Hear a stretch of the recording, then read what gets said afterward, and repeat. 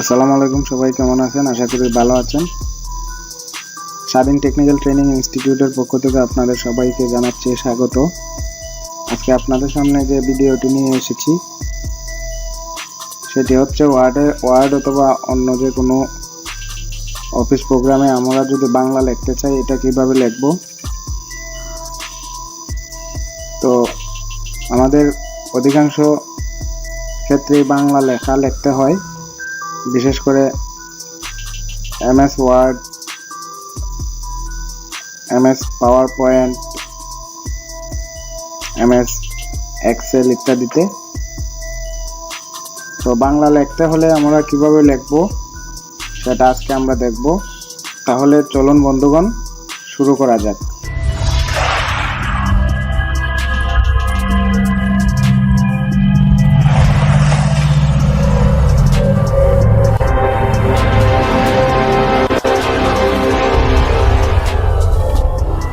তো এখানে যে একটা ইন্টারফেস দেখতে পাচ্ছেন, এই যে বিজয় 52 লেখা, এটা হচ্ছে বিজয় সফটওয়্যার।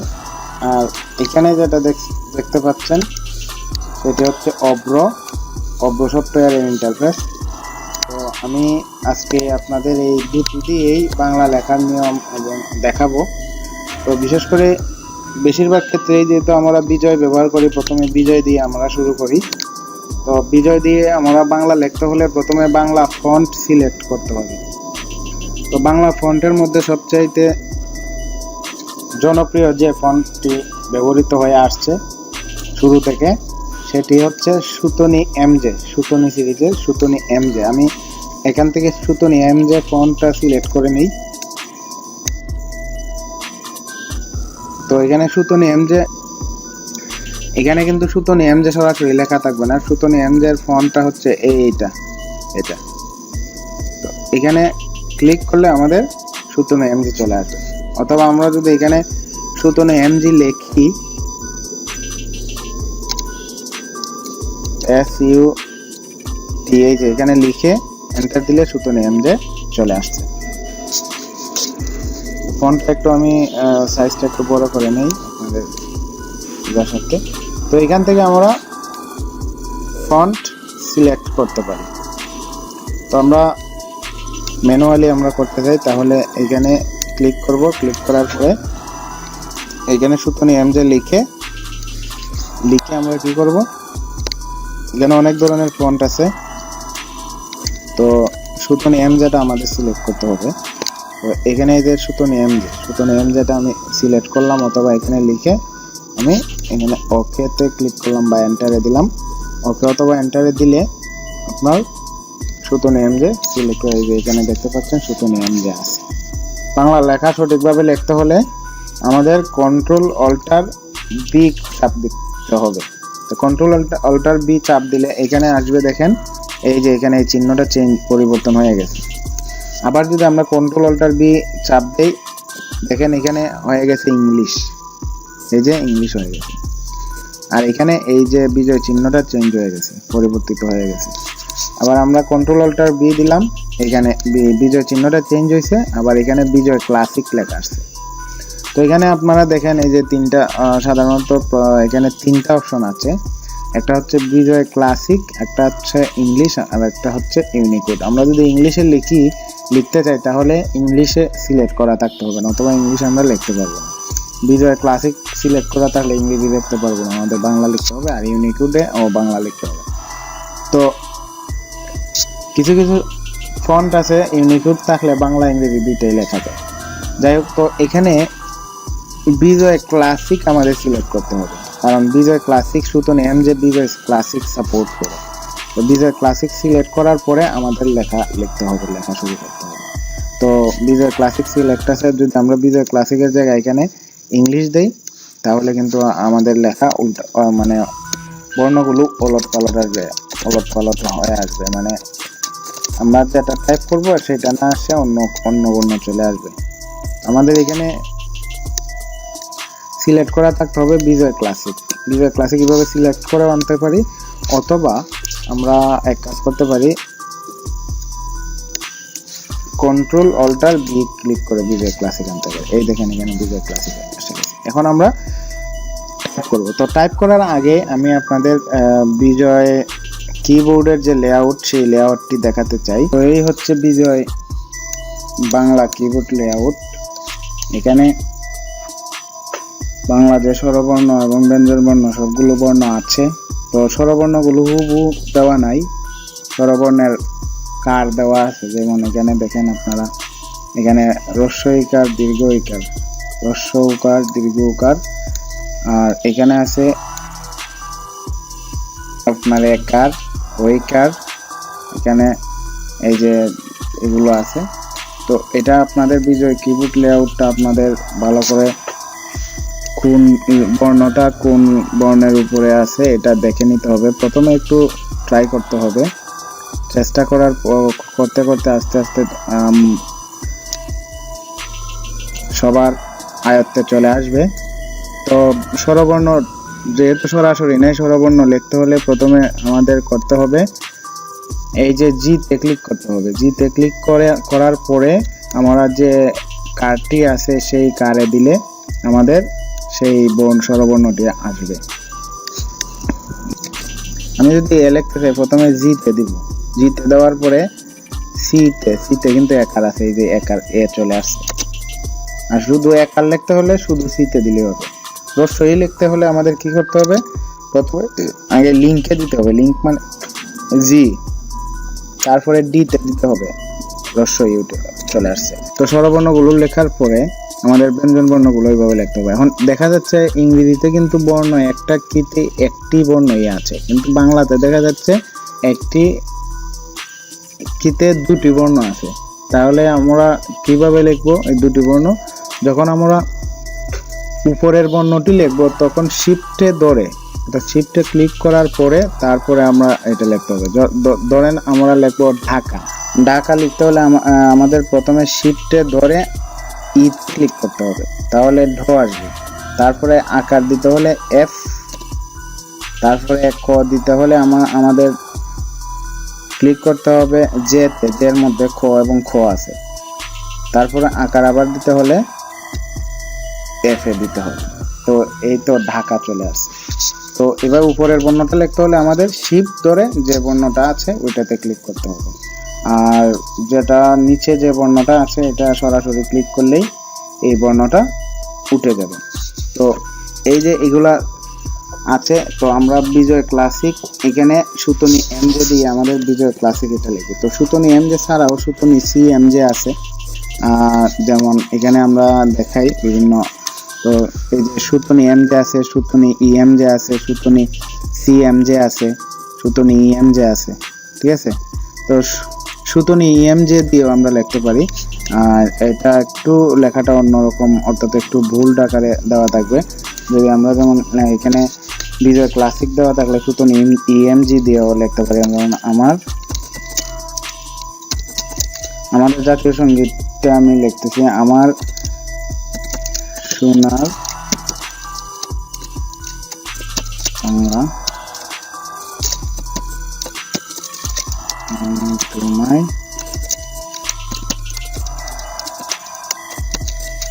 ভালোবাসি। আচ্ছা যাই হোক, আমি এই দুটাতে এটা লিখছি সুতনি ইএমজে দিয়ে। তো আমাদের যে বেশি প্রচলিত ফন্টটি সেটি হচ্ছে সুতনি এমজে। এই যে সুতনি এমজে আছে, সুতনি এমজে দিয়ে যদি লিখি, সুতনি এমজের ফন্টটা দেখেন একটু। তো এটি হচ্ছে সুতনি ইএমজে। তো সুতনি এমজে দিয়ে এটি হচ্ছে সুতনি এমজে, আর এই যে বড় লেখাগুলো হচ্ছে এটা হচ্ছে সুতনি ইএমজে দিয়ে লেখা। যাই হোক, তো আমাদের লেখার মধ্যে সবচেয়ে বেশি আমরা সুতনি এমজে দিয়েই লিখি। তো সুতনি এমজে দিয়ে লিখবো বিভিন্ন কিছু আমরা লিখে প্রিন্ট করে ছাপাতে হলে। তো তবে আমাদের যদি ইন্টারনেটে কিছু লিখতে হয়, তাহলে আমাদের কি করতে হবে, সুতনি এমজে দিলে হবে না। কারণ ইন্টারনেটে লিখতে হলে ইন্টারনেটের লেখাগুলোতে ইউনিকোড প্রয়োজন হয়। ইন্টারনেটের লেখাগুলোতে ইউনিকোডের ব্যবহার প্রয়োজন হয়। তো এখানে যদি আমরা বিজয় বা ক্লাসিক ব্যবহার করি তাহলে ইন্টারনেটে আমরা লিখতে পারবো না। তো আমাদের ইউনিকোড সম্বলিত ফন্ট আমাদের ব্যবহার করতে হবে। তো ইন্টারনেটে কোনো কিছু বাংলায় লিখতে হলে ইউনিকোড ব্যবহার করে লিখতে হয়। যদি আমরা শুধু এমজে বা ইএমজে দিয়ে লিখি, তবে এগুলো কপি করে যদি আমরা ইন্টারনেটে পেস্ট করে দিই, অর্থাৎ আমাদের ফেসবুকের টাইমলাইনে, ইমেইলে বা যে কোনো জায়গায় বা ইমেইলে আমরা যদি ফাইলটা সেন্ড করি, তবে ইমেইল থেকে সরাসরি দেখা যাবে না। তাহলে আমাদের ইউনিকোডের মাধ্যমে লিখতে হবে। ইউনিকোড লিখলে আমরা এটা কপি করে ইন্টারনেটে পেস্ট করে দিলে এটা ইন্টারনেটের মাধ্যমে, অর্থাৎ ফেসবুক, টুইটার, যে কোনো কিছুতে আমরা দেখতে পারবো। তো ইউনিকোডে লিখতে হলে আমাদের কি করতে হবে? ইউনিকোড সম্বলিত যে ফন্ট আছে সেই ফন্ট সিলেক্ট করতে হবে। তো ইউনিকোড সম্বলিত অনেক ফন্ট আছে, এর মধ্যে সবচেয়ে আমাদের এখন যে ফন্টে বেশি ব্যবহৃত হয় অফিস আদালতে, সেটি হচ্ছে আপনার নিকশ ফন্ট অথবা নিকশ ব্যান। নিকশ অথবা নিকশ ব্যানটাই বেশি ব্যবহৃত হয়, নিকশে আমরা ব্যবহার করি। তো এখানে একটি আছে বৃন্দাও ব্যবহার করা যেতে পারে। তো আমি নিকশ দিয়ে দেখাচ্ছি। নিকশ এন লিখলাম, এই যে নিকশ চলে আসে। তো নিকশ আসার পরে আমরা যদি এটা লিখতে চাই তাহলে এখানে আমাদের কি করতে হবে? এখানে ইউনিকোড করে নিতে হবে, নতুবা এখানে আমাদের নিকশ লেখা যাবে না, বিজয় ক্লাসিকে নিকশে লেখা হবে না। তো আমাদের ইউনিকোড করতে হলে এখানে আমরা ইউনিকোড সিলেক্ট করে দিতে পারি, যেমন এই। তো এখানে দেওয়ার পরে আমরা লিখতে পারি, এখানে ধরেন আমি যদি আবার আমাদের যে জাতীয় সঙ্গীত আছে আমি এটা লিখি,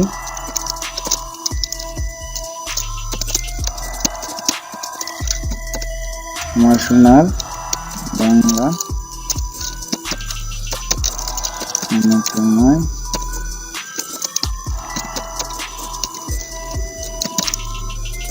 এই লেখলাম।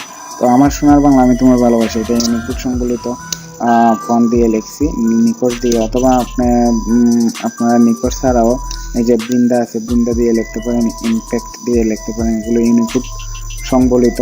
তো ইউনিকোড সংবলিত হলে এখানে আমাদের বিজয় ইউনিকোডে আমরা লিখি। তো এটা যদি আমরা এখন কপি করে আমাদের ফেসবুক টাইমলাইন অথবা ইমেল অথবা যে কোনো জায়গায় আমরা ইন্টারনেটের মাধ্যমে এটা পাঠাতে চাই, তাহলে ইউনিকোড সংবলিত এই লেখাটি আপনি পাঠালে যে রিসিভার সে দেখতে পারবে, বুঝতে পারবে, করতে পারবে। কিন্তু ইউনিকোড ছাড়া আপনি যদি এটা পাঠান তাহলে মানে যে রিসিভার যে অর্থাৎ গ্রহণ করলো গ্রাহক, সে এটা পড়তে পারবে না। এখানে আমরা ইউনিকোডটা সিলেক্ট করেছিলাম, এখানে নির্বাচন করে দিয়েছিলাম। তো এটা শর্টকাটের মাধ্যমে যদি আপনি ইউনিকোড আনতে চান তাহলে কন্ট্রোল অল্টার ভি দিতে হবে। কন্ট্রোল অল্টার ভি আগে, এই যে এখানে দেখেন ইউনিকোড চলে আসছে, কন্ট্রোল অল্টার ভি। কিন্তু ক্লাসিক আনতে হলে আমাদের কন্ট্রোল অল্টার বি দিলেই হয়। এই যে কন্ট্রোল অল্টার বি দিছি, ক্লাসিক চলে আসছে। যাই হোক, তো এটা আপনারা এতক্ষণ বিজয় দিয়ে বাংলা লেখার নিয়মটি শিখেছেন। তো এখন আপনাদের দেখাবো অভ্র সফটওয়্যার দিয়ে। এখানে আপনার এই যে আপনার যদি আমি এখানে নিকশ দেওয়া আছে, এই যে ফন্ট নিকশ দেওয়া আছে। তো আমি যদি এখন বাংলা লিখতে চাই, এটাকে বাংলা করে দেব। জাস্ট এখানে হালকা এই ইংলিশের উপরে একটা ক্লিক করলেই এখানে বাংলা অপশন চলে আসবে। এখন আপনি বাংলা লিখতে পারবেন অনায়াসে। তো আবার এখানে বাংলার উপরে ক্লিক করলে ইংলিশ চলে আসবে। তো এখানে নিকশ ধরেন আমি লিখবো, বাংলা লিখবো। তো এখানে আমি ইংলিশের উপরে ক্লিক করলাম, বাংলা চলে আসলো। আবার বাংলার উপরে ক্লিক করলাম, ইংলিশ চলে আসলো। অথবা শর্টকাট কমান্ডের সিস্টেম হচ্ছে, যদি আপনার অভ্রটা এখানে দেওয়া থাকে তাহলে F12 অর্থাৎ ফাংশন 12 ক্লিক করার পরে বাংলা চলে আসছে। এই যে ফাংশন 12 ক্লিক করার পরে এখানে বাংলা চলে আসছে। তো বাংলা চলে আসার পরে আমি যদি এখানে লিখি, এই দেখেন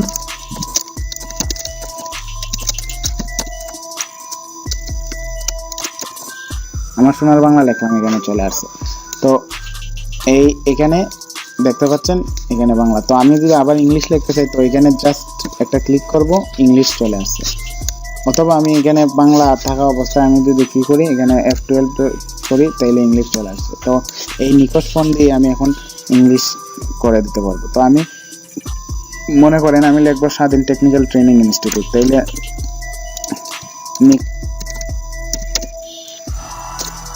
তো এই হচ্ছে অভ্র দিয়ে লেখা। তো অভ্র দিয়ে লিখতে হলে অভ্র কিন্তু বিভিন্ন কিবোর্ড লেআউট আছে। আমি যে লেআউটটা ব্যবহার করতেছি এটা হচ্ছে ইউনিবিজয় কিন্তু অভ্রতে সরাসরি দেওয়া থাকে না। তো ইউনিবিজয় লেআউটটি আলাদা ইনস্টল করে নিতে হবে। তো এখানে আছে এই যে দেখেন ইউনিবিজয় লেআউট, ইউনিবিজয় অর্থাৎ বিজয় কিবোর্ড লেআউটের মতো সেম ইউনিবিজয়টি, তবে কিছুটা পরিবর্তন আছে। এই যে এখানে এবং অনুসারটা একটু গরমিল আছে, এটা ছিল বিজয়তে উপরে আর এটা আছে নিচে। আর বিজয় কিবোর্ড লেআউটে আপনার চন্দ্রবিন্দু ছিল, লেআউটে চন্দ্রবিন্দু আছে কোথায় দেখেন এই যে 7-এ, কিন্তু এখানে অব্রতে আছে কোথায়, ইউনিবিজয়তে অব্রতে আছে 2-এ। আর এখানে বিজয় কিবোর্ড লেআউটে আপনার এই যে বিসর্গ এবং খণ্ডত আছে এই জায়গায়, এই যে এন্টারের উপরে ব্যাকস্পেসের নিচে, কিন্তু এখানে দেখেন এন্টারের উপরে ব্যাকস্পেসের নিচে এখানে খণ্ডত এবং বিসর্গ নেই। এখানে আছে কোথায়, 7-এ আছে খণ্ডত আর 6-এ আছে বিসর্গ। তো ইউনিবিজয় যদি আমাদের ব্যবহার না করতে চাই, আমরা অন্যান্য কিবোর্ড আছে এখানে রেখে আমি যদি রাইট বাটনে ক্লিক করি তাহলে এই দেখেন এখানে প্রভাত, ন্যাশনাল জাতীয়, মুনির, বর্ণনা, অব্র ইজি, অব্র ফোনেটিক, হ্যাঁ। তো এখানে বিভিন্ন, তো আমি যদি অব্র ফোনেটিক দেই তাহলে দেখেন এটার কিবোর্ড লেআউটটা কিভাবে আসছে এই যে। তো অব্র ফোনেটিক দিলে আপনার খেয়ে দিলে ক আসবে, যেমন আমি ক্লিক করলাম, ওইটা আগে বাংলা করে নিতে হবে, এই যে বাংলা, আমি বাংলা করে নিলাম। এখন দেখেন ক খেয়ে দিলে ক আসবে, যেমন আমি যদি খেতে ক্লিক করি ক চলে আসছে, ঠিক আছে। তাহলে আমার লিখতে হলে দেখেন প্রথমে এ দিব, এ এম এ আর আমার স্পেস। আর সবচেয়ে বেশি ব্যবহৃত হয় অব্র ফোনেটিক, ইংলিশ টু বাংলা এবং ইউনিবিজয়। তো ইউনিবিজয়টা যেহেতু ইউনিবিজয়টা ইনস্টল করা থাকে না, এখানে অব্র ইনস্টল দেওয়ার পরে নিজে নিজে ইনস্টল করতে হয়, আর অব্র ফোনেটিক অব্র দেওয়ার সাথে সাথে আসে। তো আপনারা এক কাজ করতে পারেন, আমার অব্র সংক্রান্ত একটা ভিডিও দেওয়া আছে কিভাবে ইউনিবিজয় ইনস্টল করতে হয় এবং অব্র দিয়ে কিভাবে বাংলা লিখতে হয় নিকোশ ফন্টের মাধ্যমে। তো এই ভিডিওটা দেখতে এখনই আই বাটনে ক্লিক করেন, ক্লিক করার পরে আপনারা এই ভিডিওটি দেখতে পারবেন। তাহলে এই ছিল বন্ধুগণ আজকের ভিডিও। তো আগামী ভিডিওতে আপনাদের দেখাবো কিভাবে যুক্তবর্ণ টাইপ করতে হয়, বাংলার যুক্তবর্ণ কিভাবে টাইপ করতে হয়। তো আজকের মতো এখান থেকে বিদায় নিচ্ছি, আপনাদের কাছ থেকে সবাই ভালো থাকবেন, সুস্থ থাকবেন, এবং আপনাদের বলে রাখছি যদি আপনারা আমার এই চ্যানেলটি নতুন হয়ে থাকেন তাহলে অবশ্যই চ্যানেলটিকে সাবস্ক্রাইব করবেন এবং আমার এই ভিডিওগুলো share, comment, like, comment, share দিয়ে সঙ্গে থাকবেন। ধন্যবাদ।